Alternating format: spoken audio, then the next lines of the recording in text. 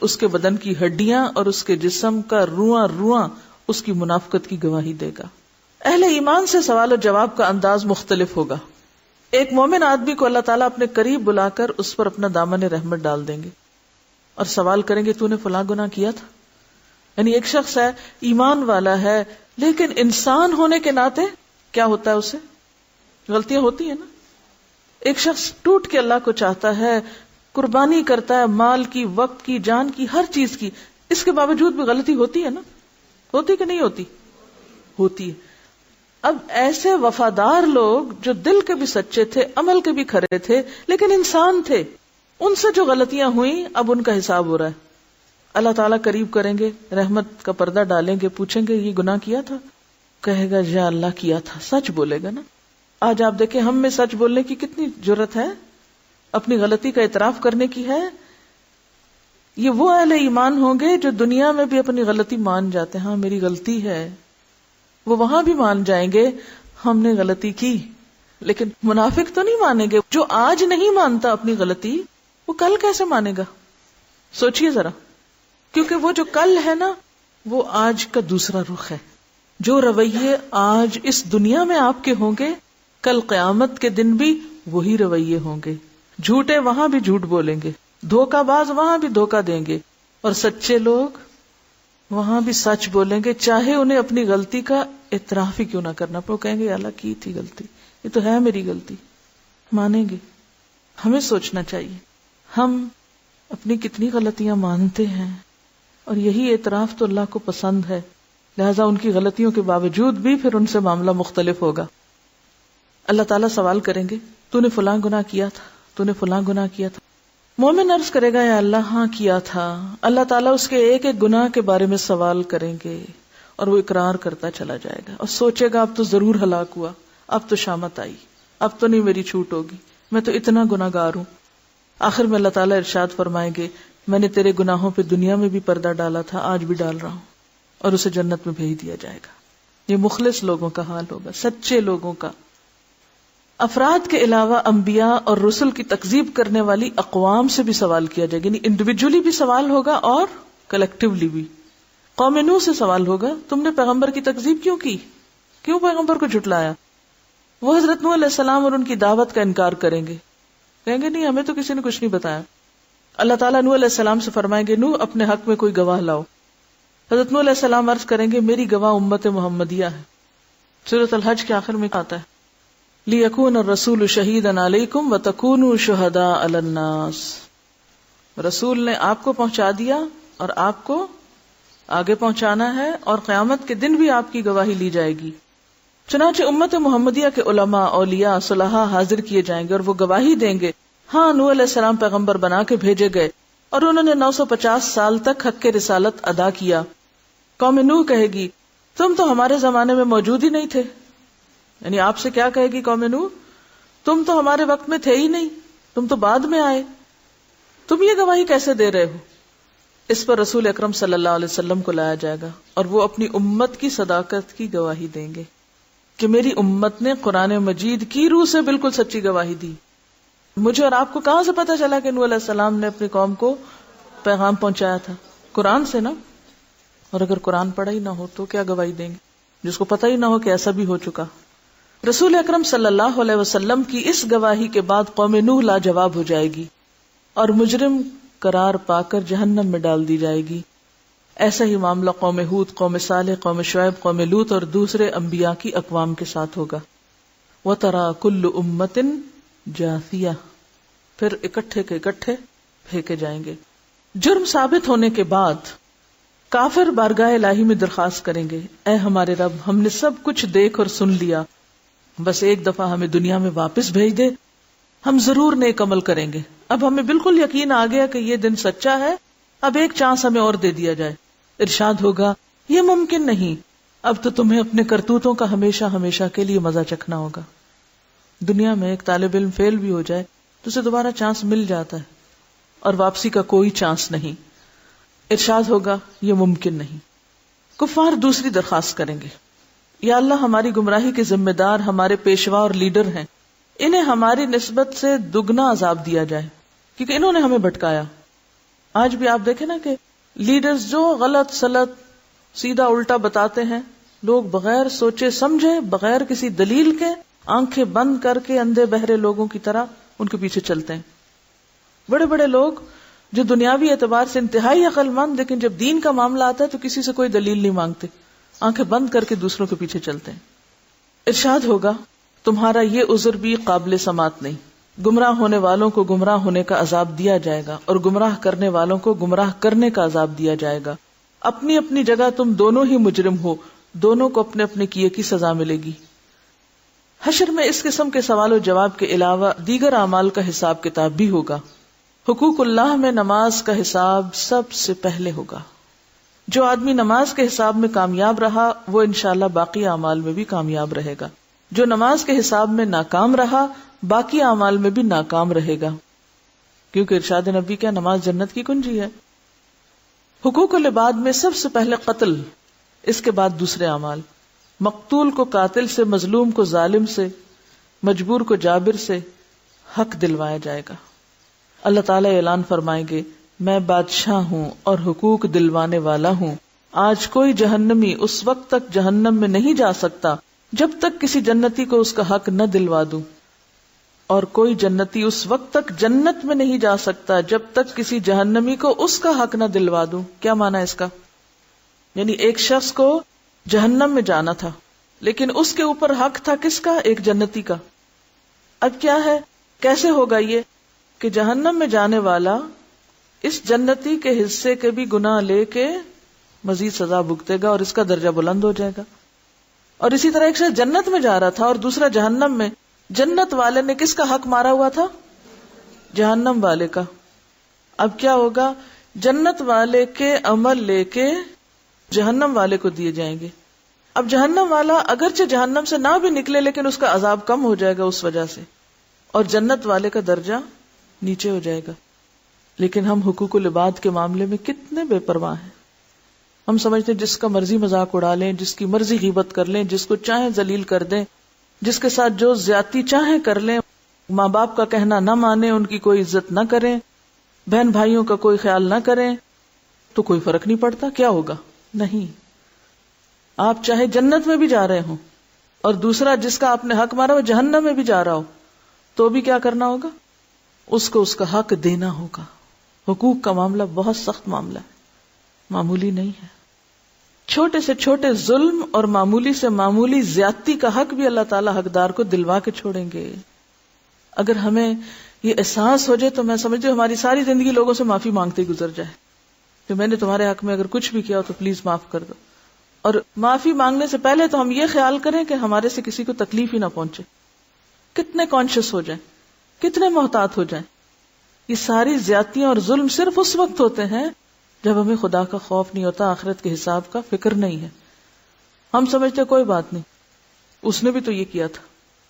اگر کسی نے پیلو کی ٹہنی کے برابر کسی کا حق غصب کیا ہوگا، پیلو کی ٹہنی جیسے ایک مسواک ہوتا ہے، اتنا سا بھی اگر کسی کا حق مارا، یعنی آپ نے کسی کی مسواک چوری کر لی مثلا، اسی بات سے سمجھیں، بغیر اس کی اجازت کے وہ لے کے آپ غائب، یا کسی کی بے عزتی کی ہوگی، تو اللہ تعالیٰ اس کا بدلہ بھی دلوائیں گے.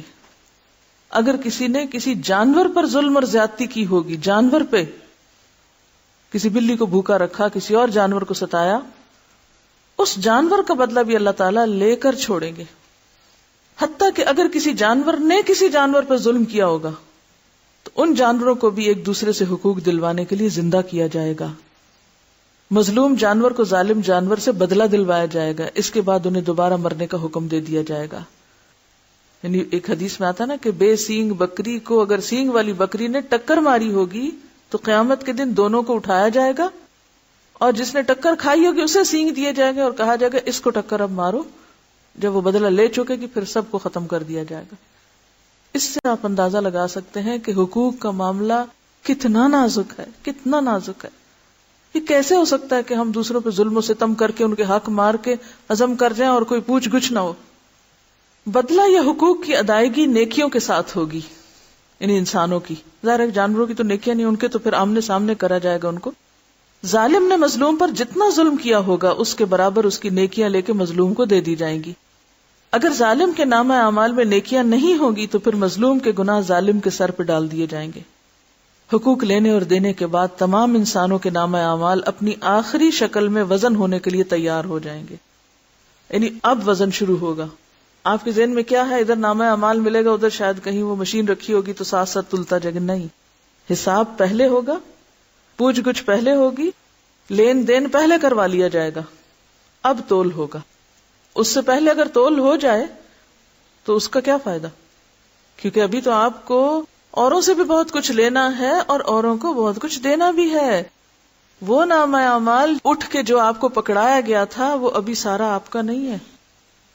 ایک شخص پہاڑ جتنی نیکیاں لے کر وہ بھی خوش ہو رہا ہوگا کہ بہت کچھ ہے میرے پاس، لیکن جب حساب کتاب شروع ہو تو پتا چلے گا اتنا لوگوں پہ ظلم ڈھایا ہوا ہے کیونکہ وہ تو سارا انہی کے پاس چلا گیا. اب وہ تول کے اوپر کیا آئے گا؟ تو اب آپ دیکھیے یہ ساری باتیں جو بتائی جا رہی ہیں یہ کھیل تماشا نہیں ہے، یہ ایسا ہوگا. جب تک ہمارا یہ یقین پختہ نہیں ہوتا ہمارے عمل درست نہیں ہو سکتے، ہماری زبانوں کی اصلاح نہیں ہو سکتی، ہم ایک دوسرے کے معاملے میں محتاط نہیں ہو سکتے. کیونکہ دنیا میں کیا ہے، جس کی لاٹھی اس کی بھینس، جو ذرا طاقتور ہے، جس کے پاس زیادہ زور ہے وہ دوسرے کو دبانے کی کوشش کرتا ہے، دوسرے کا حق مارنے کی کوشش کرتا ہے. قیامت کے دن حساب بڑا باریک ہے. حقوق لینے اور دینے کے بعد تمام انسانوں کے نامہ اعمال اپنی آخری شکل میں وزن ہونے کے لیے تیار ہو جائیں گے اور اتمام حجت کے لیے میزان قائم کیا جائے گا. میزان میں جن لوگوں کی نیکیوں کا پلڑا بھاری ہوگا وہی کامیاب قرار پائیں گے اور جنت میں جائیں گے. جن کی برائیوں کے پلڑے بھاری ہوں گے وہ سب جہنم میں جائیں گے. بعض لوگوں کے میزان میں ایک نیکی کی زیادتی یا ایک نیکی کی کمی ان کے جنتی یا جہنمی ہونے کا فیصلہ کرے گی. وہ ایک ظلم، ایک گالی جو کسی کو دی تھی، آج نیکیاں ہیں لیکن وہ اس کو مل گئی لہذا اپنی طرف کمی ہو گئی.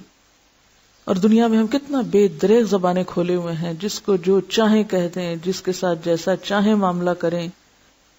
اور کہا جاتا ہے کہ ہر شخص کے اعمال تلنے پر ایک فرشتہ اعلان کرے گا فلاں بن فلاں کامیاب ہوا یا فلاں بن فلاں ناکام ہوا. پورے میدان میں اناؤنسمنٹ ہوگی، آپ کا نام لیا جائے گا اور نام لے کے بتایا جائے گا فلاں کامیاب ہو گیا. اب یہ سب کے ریزلٹ سن رہے ہوں گے لوگ. اب آپ دیکھیں دنیا کی مشہور ترین شخصیتیں جن کو زمانہ جانتا ہے، جب قیامت کے دن ان کا نام لے کے بتایا جائے گا کہ وہ ناکام ہو گئے تو شرمندگی کا عالم کیا ہوگا. کبھی سوچا ہم نے؟ دنیا میں چند لوگوں میں اگر کوئی ہمارا نام پکار کے ہمیں بتا دینا کہ تمہارا فلاں نقصان ہو گیا تو ہم کہتے ہیں کیوں میری بےزتی کرائی، سب کے سامنے کیوں بتایا گیا. دنیا میں اگر کوئی نقصان ہو جائے، کمی ہو جائے تو لوگ عام طور پہ مینشن نہیں کرتے اس کو، کسی کو پتہ نہ چلے، اس سے بےزتی ہوتی. لیکن وہاں تو سب کے سامنے کھل جائے گا معاملہ. لوگوں کے نامہ اعمال کا وزن ان کے ایمان اور عقیدے کے مطابق ہوگا، وہ نیتیں اور وہ سب بھی بیچ میں شامل ہوں گی. کفار، مشرکین، مرتدین اور منافقین کے ڈھیروں نیک اعمال کا وزن ذرہ برابر بھی نہیں نکلے گا. لا نقیم لہم یوم القیامت وزنا. عالی شان اعمال، اتنا وزن نہیں. کیوں؟ اللہ کے لیے نہیں کیے تھے وہ کام، تو دنیا میں تعریف کے لیے ویسے ہی شوق میں کیے. جبکہ ایک مومن آدمی کے نامہ اعمال میں 99 رجسٹر گناہوں سے بھرے ہوئے ہوں گے. اللہ تعالیٰ کے سوال کے جواب میں وہ اپنے گناہوں کو اعتراف کرے گا. اللہ تعالیٰ فرمائیں گے کہ اس کے اعمال میزان میں تولے جائیں. نیکیوں کے پلڑے میں ایک چھوٹا سا کاغذ رکھ دیا جائے گا جس پر کلمہ توحید ہوگا. وہی کلمہ توحید اس کے گناہوں سے بھرے 99 رجسٹروں پہ بھاری ہو جائے گا اور وہ جنت میں چلا جائے گا. اب اس حدیث سے بعض لوگ کیا سمجھتے ہیں، وہ جو کلمہ ہم نے پڑھ لیا ہے وہ کافی ہے اور وہ باقی حساب کتاب کے مرحلوں کو بھول جاتے ہیں. یہ اس لیے کہا گیا ہے کہ ایک شخص جس نے کلمہ پڑھا اور ساتھ ہی اس کی موت آ گئی، اب ساری زندگی مثلا 90 سال وہ جیا کفر کی حالت میں، مرنے سے پہلے کلمہ نصیب ہو گیا، اب وہ 99 رجسٹر تو اس کے بھرے میں کس سے؟ ایسے لوگ ہیں نا تاریخ میں، یا ایسے بہت سے لوگ ہوتے ہیں کہ ادھر لا الہ الا اللہ پڑھی اور ادھر دنیا سے چلے گئے. یعنی اس حدیث کا مطلب یہ نہیں ہے کہ انسان جان بوجھ کے غلط کام کرتا رہے اور کہ میں نے کلمہ پڑھ رکھا ہے، نہیں. یعنی ایک شخص جس نے سچے دل سے ابھی اسلام قبول کیا تھا، پچھلی ساری زندگی کفر شرک میں گزری، لیکن آئندہ ایک نیکی کرنے کا موقع نہیں ملا. وہ ایک صحابی کے بارے میں آتا نا، انہوں نے کلمہ پڑھا اور فوراً وہ شہید ہو گئے. اب قیامت کے دن کیا ہوگا؟ وہ ایک کلمہ کس پہ بھاری ہوگا؟ ساری زندگی پہ بھاری ہوگا. کیونکہ ہوتا یہ ہے کہ لا الہ الا اللہ کا سچے دل سے کہنا پچھلے سارے گناہوں کو واش آؤٹ کر دیتا ہے، صفائی کر دیتا ہے۔ میزان ان 3 جگہوں میں سے ایک ہے جن کے بارے میں اللہ کے رسول صلی اللہ علیہ وسلم نے فرمایا وہاں کوئی آدمی کسی کو یاد نہیں کرے گا۔ جب نیکیاں اور بدیاں تل رہی ہوں گی نا، کوئی کسی کو یاد نہیں کرے گا، نہ اس کی مدد کرے گا، نہ اس کے کام آئے گا۔ اگر کسی آدمی کی ایک نیکی میزان میں کم ہو گئی تو سارے حشر میں، یعنی میدان حشر میں، کوئی بھی اسے ایک نیکی دینے کے لیے تیار نہیں ہوگا۔ ایک نیکی کا سوال کوئی تیار نہیں، نہ باپ، نہ بیٹا، نہ بیٹی، نہ بیوی، نہ کوئی یار دوست، نہ پیر مرشد، سب ایک دوسرے سے دور بھاگیں گے۔ یوم یفر المرء من اخیہ۔ سب سے آخری اور مشکل ترین مرحلہ صراط کا ہوگا۔ سب سے آخری اور مشکل ترین مرحلہ صراط کا۔ ہر آدمی کو پل صراط سے گزر کر ہی جنت میں جانا ہوگا۔ پل صراط بال سے باریک تلوار کی دھار سے زیادہ تیز جگہ ہے جسے جہنم کے اوپر رکھا جائے گا۔ برج ہے جو جہنم کے 2 کناروں کے اوپر ہوگا اور لوگوں کو اس سے گزرنے کا حکم دیا جائے گا۔ اب اس کو پاس کرو۔ گزرنے سے پہلے پورے میدان حشر میں ہر طرف مکمل تاریکی اور اندھیرا چھا جائے گا۔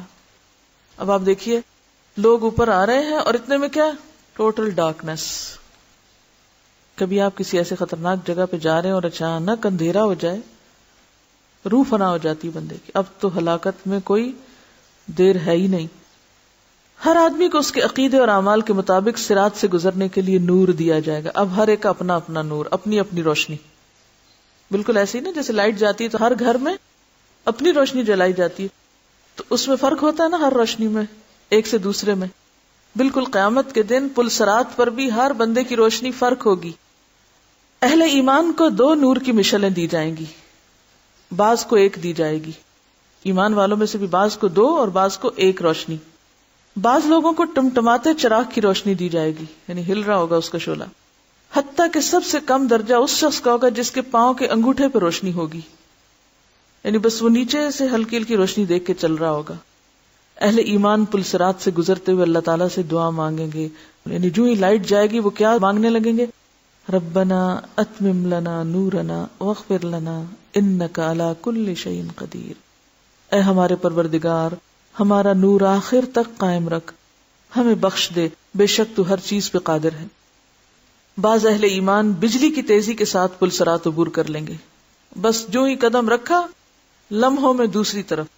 بعض ہوا کی تیزی کے ساتھ جیسے اڑتے ہوئے جا رہے ہوں، بعض تیز رفتار گھوڑوں کی طرح، بعض اونٹوں کی رفتار سے، بعض دوڑتے ہوئے پیدل انسان کی طرح، بعض لوگ عام چال سے چلتے ہوئے، بعض سست رہوں گے، چلا ہی نہیں جائے گا، بعض گرتے پڑتے ٹھوکرے کھاتے زخمی ہو کر عبور کریں گے۔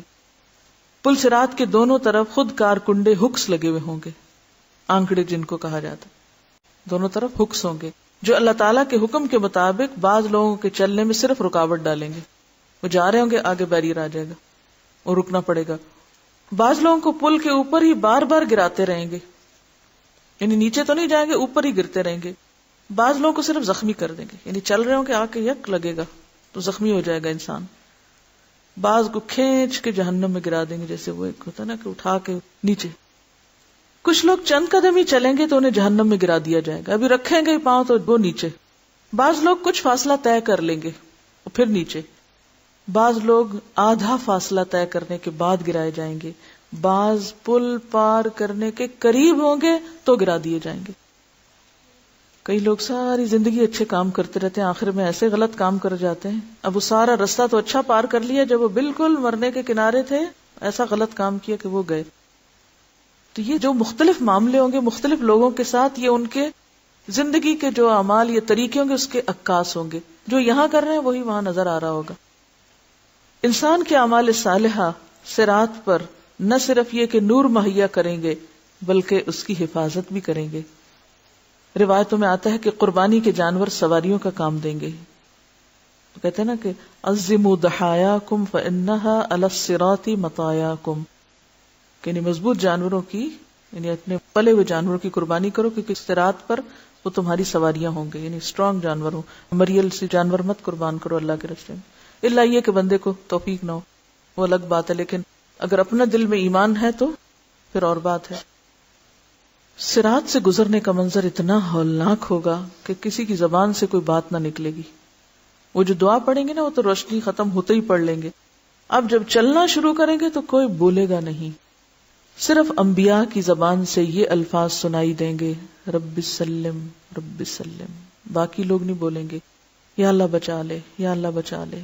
صراط سب سے پہلے رسول اکرم صلی اللہ علیہ وسلم اور آپ کی امت عبور کرے گی، بعد میں دیگر انبیاء اور امتیں عبور کریں گی۔ صراط عبور کرنے کے بعد تمام اہل ایمان قنطرہ جو پل صراط کا آخری حصہ ہوگا، جنت میں داخلے سے پہلے کی جگہ، اس پہ روک لیے جائیں گے سب اہل ایمان۔ جن مسلمانوں کے درمیان کوئی غلط فہمی یا گلا شکوہ یا غصہ اور ناراضگی ہوگی وہ دور کی جائے گی، دل دھوئے جائیں گے وہاں سب کے۔ وَنَزَعْنَا مَا فِي صُدُورِهِم مِّن غِلٍّ، یہ وہاں ہوگا عمل۔ جب سارے اہل ایمان مکمل طور پر پاک اور صاف ہو جائیں گے تب انہیں جنت میں داخل ہونے کی اجازت دی جائے گی، کیونکہ جنت خبیث لوگوں کی جگہ نہیں ہے۔ رسول اکرم صلی اللہ علیہ وسلم جنت کے دروازے پر تشریف لائیں گے، دروازہ کھلے گا، آپ اپنی امت سمیت جنت میں تشریف لے جائیں گے۔ جنت میں داخل ہونے کے بعد آپ کو اپنی امت کی فکر لاحق ہوگی، آپ اپنی امت کا حال پوچھیں گے، کیا سب آ گئے؟ معلوم ہوگا کہ بہت سے امتی تو جہنم میں گر پڑے ہیں، امتی جہنم میں گر پڑے ہیں۔ آپ صلی اللہ علیہ وسلم اللہ کے حضور سجدے میں گر پڑیں گے، اتنا غم ہے آپ کو اپنی امت کا، سجدے میں گر پڑیں گے، اللہ کی حمد و ثنا کر کے سفارش کی اجازت طلب کریں گے کہ اللہ اجازت دے کہ میں ان کے لیے شفاعت کروں۔ طویل مدت سجدے میں گزارنے کے بعد حکم ہوگا، اے محمد صلی اللہ علیہ وسلم جاؤ، آپ کی امت میں سے جن کے دل میں جو کے دانے کے برابر ایمان ہے انہیں نکال کر جنت میں لے آؤ۔ رسول اللہ صلی اللہ علیہ وسلم فرشتوں کو لے کر اپنی امت کے برگزیدہ افراد کے ساتھ جہنم کے کنارے تک جائیں گے اور فرمائیں گے اپنے اپنے اعزاء و اقارب اور اپنی اپنی جان پہچان کے لوگوں کی نشانی بتاؤ تاکہ فرشتے انہیں نکال لائیں۔ دیکھیے کیسا منظر ہوگا نا۔ چنانچہ ایسے لوگ جن کے دل میں جو کے دانے برابر ایمان ہوگا جہنم سے نکال کر جنت میں لے جائے جائیں گے۔ اس وقت آپ صلی اللہ علیہ وسلم کی امت اہل جنت کا 1/4 ہوگی، 1/4، چوتھا حصہ۔ آپ کی سفارش دیکھ کر دیگر انبیاء بھی اپنی امتوں کی سفارش شروع کر دیں گے۔ امت محمدیہ کے شہداء، علماء، اولیاء اور صلحاء کو بھی شفاعت کی اجازت دی جائے گی، وہ بھی اپنے اپنے عزیزوں رشتہ داروں کو پہچانیں گے اور انہیں سفارش کر کے جہنم سے نکلوائیں گے۔ رسول اکرم صلی اللہ علیہ وسلم جنت میں واپس پہنچ کر پھر امت کے بارے میں سوال کریں گے، اب میری امت میں سے کتنے جہنم میں باقی ہیں؟ آپ کو بتایا جائے گا کہ ابھی تو 1000 کی تعداد میں ہیں۔ آپ پھر سفارش کے لیے سجدے میں گر پڑیں گے، اذن شفاعت ملے گا کہ آپ کی امت کے وہ افراد جن کے دل میں چیونٹی یا رائی کے دانے برابر ایمان ہے انہیں بھی نکال لاؤ۔ اور رائی دانے برابر ایمان کس میں نہیں ہوتا؟ جو برائی کو برائی نہ جانے۔ آپ صلی اللہ علیہ وسلم حسب ثابت امت کے علماء، اولیاء، صلحاء کو لے کے جہنم کے کنارے پہنچیں گے، رائی کے برابر ایمان والوں کو جہنم سے نکال کے جنت میں لے جائیں گے، تب آپ کی امت اہل جنت کے 1/3 برابر ہو جائے گا، تیسرا حصہ ہو جائے گی۔ آپ پھر پوچھیں گے میری امت کے کتنے افراد ابھی جہنم میں ہیں؟ آپ کو بتایا جائے گا ابھی تو 1000 ہیں۔ آپ اذن شفاعت کے لیے پھر سجدہ ریز ہو جائیں گے، اللہ تعالیٰ کی حمد و ثنا کریں گے، پھر اذن شفاعت ملے گا کہ چونٹی یا رائی سے کم درجے کے ایمان والوں کو بھی جہنم سے نکال لاؤ۔ اذن شفاعت ملنے پر آپ پھر فرشتوں کے ساتھ اپنی امت کے علماء، فضلاء اور اولیاء اور صلحاء کے ساتھ جہنم کے کنارے پہنچیں گے اور امت کے ان سارے لوگوں کو وہاں سے نکلوائیں گے جن کے دل میں رائی سے کم ایمان ہوگا، تب آپ کی امت اہل جنت کی آدھی تعداد کے برابر ہو جائے گی، نصف۔ چوتھی مرتبہ پھر نبی صلی اللہ علیہ وسلم ان لوگوں کے لیے اذن شفاعت طلب کریں گے جنہوں نے ساری زندگی میں صرف ایک بار لا الہ الا اللہ پڑھا ہوگا، صرف ایک بار، اور کچھ نہیں کیا ہوگا۔ اب یہ آخری مرحلہ ان کا ہوگا۔ اللہ تعالیٰ فرمائیں گے میری عزت، عظمت اور جلال و کبریائی کی قسم جس نے لا الہ الا اللہ کہا ہے اسے میں خود جہنم سے نکال لوں گا۔ یہ سزا بھگتے گا اپنی بدعمالیوں کی، لیکن نکال لیا جائے گا۔ آخر میں اللہ تعالیٰ خود ان لوگوں کو جہنم سے نکال کر جنت میں داخل فرمائیں گے جنہوں نے لا الہ الا اللہ کہا ہوگا۔ جنتی لوگ اس آخری گروہ کو اتقاء اور رحمان کہیں گے، یعنی رحمان کے آزاد کردہ، یہ کہہ کے پکاریں گے۔ شفاعت کا سلسلہ جب مکمل ہو جائے گا اور تمام اہل جنت جنت میں داخل ہو جائیں گے، تب اہل جنت میں اپنی اولادوں اور اعزاء و اقارب سے ملنے کا تجسس پیدا ہوگا. اب ہوش آئے گی، اچھا خیال آئے گا وہ امی کہاں ہیں، وہ بہن کہاں ہیں، وہ دوست کہاں ہیں. اب یاد آنی شروع ہوگی. کیوں؟ اب کچھ چین آئے گا کہ اچھا اب منزل پہ پہنچ گئے ہیں اور وہ باقی بھی سارے آ گئے. اب وہ انہیں ملنے اور دیکھنے کی خواہش کا اظہار کریں گے کہ بہت لمبی جدائی ہوگی، اب ملاقات کرنا چاہتے ہیں. حشر کے میدان میں چاہے ساتھ بھی کھڑے ہوں گے نا، کوئی دیکھے گا بھی نہیں کہ یہ میرا بھائی کھڑا ہے جو مجھ سے 10 سال پہلے فوت ہو گیا تھا اور مجھے بڑا انتظار تھا کہ قیامت کے دن میں اس سے ملوں گی. کوئی کسی کو یاد نہیں کرے گا. اللہ تعالیٰ کا ارشاد ہوگا اولادوں کو ان کے والدین کے ساتھ ملا دیا جائے. چنانچہ تمام اہل جنت کے اہل و عیال کو ایک جگہ اکٹھا کیا جائے گا، یعنی سارے ایز اے فیملی پھر سب ایک دوسرے کو ملیں گے. اہل جنت کے جنت میں آباد ہونے کے بعد اور اہل جہنم کے جہنم میں پہنچنے کے بعد سب کو آواز دی جائے گی، اے اہل جنت جنت کے کنارے پہ آ جاؤ، اے اہل جہنم جہنم کے کنارے پہ آ جاؤ. دونوں فریق امید و بیم کی کیفیت میں منادی کی طرف متوجہ ہوں گے. ایک سفید مینڈا ہوگا جس کے بارے میں اہل جنت اور جہنم سے پوچھا جائے گا کیا تم اسے پہچانتے ہو؟ اہل جنت اور جہنم دونوں کہیں گے ہاں ہم اسے پہچانتے ہیں، یہ موت ہے. اس کے بعد اللہ تعالیٰ اس مینڈے کو ذبح کرنے کا حکم دیں گے. مینڈے کو ذبح کرنے کے بعد اعلان کر دیا جائے گا اے جنت والو تمہارے لیے ہمیشہ کے لیے جنت خالدین فیہا، تمہیں اب موت نہیں آئے گی. اور اے جہنم والو تمہارے لیے بھی ہمیشہ کے لیے جہنم ہے، اب تمہیں کبھی موت نہیں آئے گی. یہ سن کر جنتی اتنے خوش ہوں گے کہ خوشی سے مرنا ممکن ہوتا تو جنتی خوشی سے مر جاتے، اور جہنمی یہ اعلان سن کر اتنے غمگین ہوں گے کہ غم سے مرنا ممکن ہوتا تو مر جاتے. نفخ صور سے لے کے جنت یا جہنم میں پہنچنے تک یہ وہ مرحلے ہیں جن سے ہر انسان کو گزرنا ہوگا. وآخر دعوانا ان الحمد للہ رب العالمین. سبحانک اللہم وبحمدک نشہد ان لا الہ الا انت نستغفرک ونتوب الیک.